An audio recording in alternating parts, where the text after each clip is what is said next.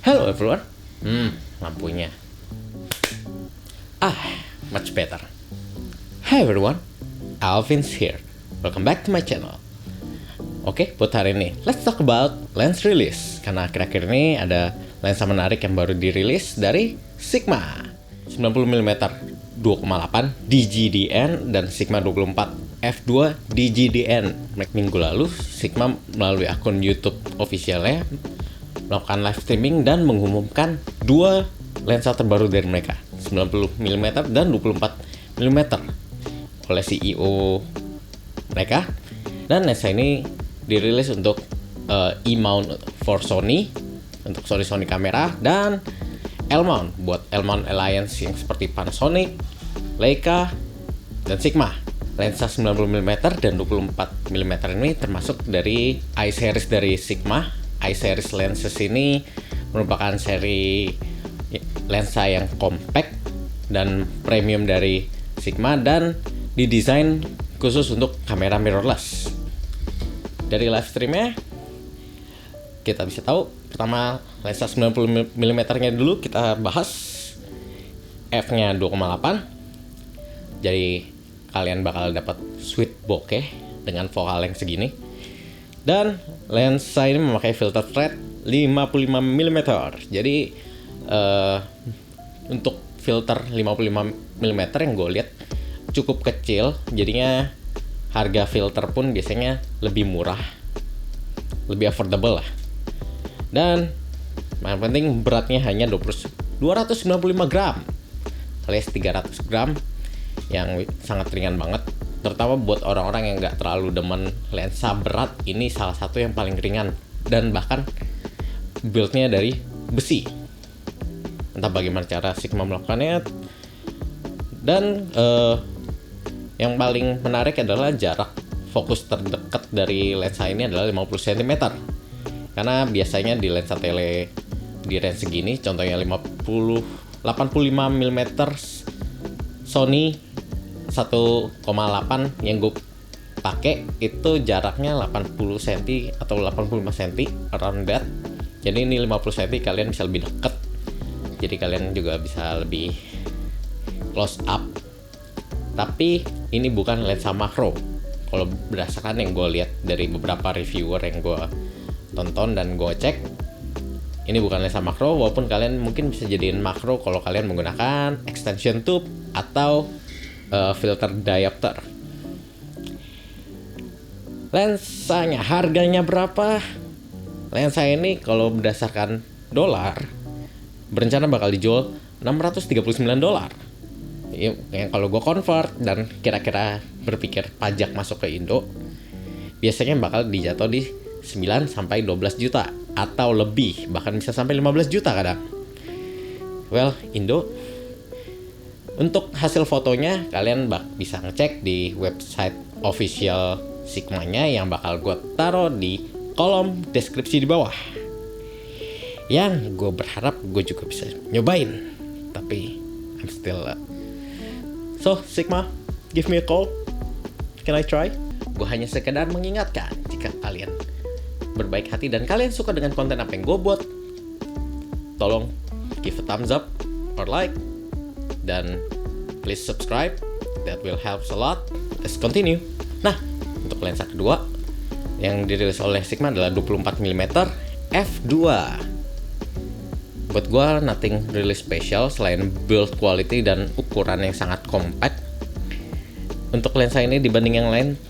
Tapi kalau kita bandingkan dengan lensa sebelumnya 90mm f2,8, itu adalah front diameter atau filter thread yang dipakai adalah 62mm alias jadi frontnya dia lebih gede. Dan kalau gue lihat dari gambarnya, dimensinya pun juga lebih gede daripada 90mm. Kalian bisa lihat di sini perbandingannya, which is quite unnatural karena biasanya kalau yang gue punya biasanya lensa wide gue lebih kecil daripada lensa tele. Tapi mungkin gue kurang research, tapi quite unusual. Tapi bedanya cuma dikit sih, karena beratnya sendiri juga masih di 365 gram. Lebih berat tapi not much. Untuk siapakah lensa ini didesain oleh Sigma? menurut gue Sigma mendesain lensa ini untuk kalangan portrait photographer karena di focal length 90 mm ini udah distorsinya bagus untuk kita shoot muka, dan dengan f2,8 yang menurut gue cukup buat bokeh yang buat udah nice. Untuk kategori harganya pun menurut gue juga masih respectable, dan kalian mungkin bisa memanfaatkan jarak fokusnya itu untuk memfoto makro atau lebih dekat lagi dengan menambahkan extension tube atau filter diopter. Alternatif dari lensa ini adalah, pertama, dari Sigma itu sendiri ada lensa 85 mm 1,4. Itu jelas depth of fieldnya lebih tipis karena di 1,4 dan 80 mm, tapi lensanya itu lebih berat dan lebih mahal. Harganya di harga 16 sampai 18 juta seingat gue di Indo. Walaupun build quality tetap nice, tapi jelas lebih gede dan berat. Kalian harus ingat itu. Yang kedua, kalian bisa harganya yang lebih murah itu Sony 85 f1,8 yang biasanya gue pakai.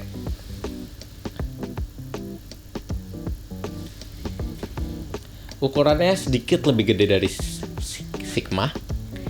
Sigma 90 mm maksud gue, tapi dia juga f-nya lebih kecil dan optical quality-nya pun juga menurut gue not bad. Dan untuk harganya pun juga lebih murah. Kalian bisa beli lensa ini di harga 5-6 juta. Lalu kalau kalian menggunakan L-mount seperti kamera Panasonic, Sigma, dan Leica full frame, kalian bisa menggunakan Panasonic 85 mm f1,8, tapi sedikit lebih mahal daripada lensa Sony ini.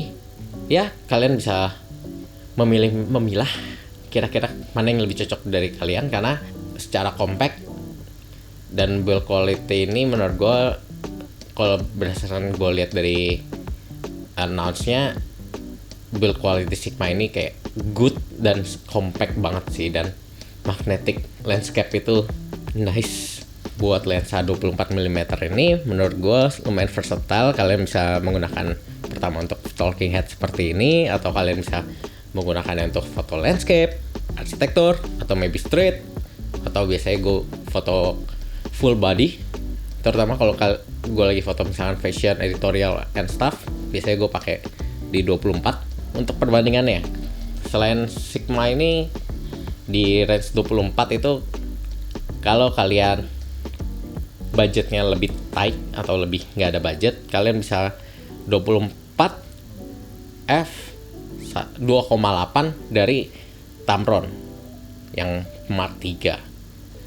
Overall quality quite nice, tapi build quality-nya jauh nggak sebagus Sigma yang pasti, no doubt. Lalu untuk kalian kalangan sultan, ada yang namanya Sony 24 mm f1,4 G Master Lens. Udah ada kata G. Itu kalangan profesional biasanya yang beli, dan depth of field-nya juga lebih tipis di 1,4 24 mm f1,4. Lalu untuk kalangan full frame L mount seperti Panasonic, Leica, dan Sigma, kalian juga ada pilihan 24 f1,8 yang baru di announce Panasonic juga, yang kayaknya belum masuk ke Indo. Harganya seingat gue waktu gue ngecek di convert ke Indo kayak sekitar 12 juta, tapi ekspektasi bisa nyampe 15-16 juta probably. Yang terakhir, rekomendasi lensa alternatif dari gue adalah 28 mm f2 dari Sony. Ini juga termasuk lensa yang gak mahal seingat gue, dan itu lensa yang gue pakai untuk saat ini. Kalian bisa lihat yang fokusnya pun juga menurut gue cukup oke, dan quality-nya not bad juga. Itu juga bisa jadi alternatif kalian untuk di lensa wide. Nah, kira-kira segitu aja pendapat gue tentang announcement dua lensa dari Sigma ini, yang gue berharap bisa coba. Bagaimana menurut kalian? Apakah kalian tertarik dengan lensanya atau enggak? Atau kalian ada alternatif yang lebih baik dari pilihan gue? Tinggalkan pendapat kalian di kolom komentar. As usual, keep craving, keep learning. Alvin out. See you next episode. Bye bye.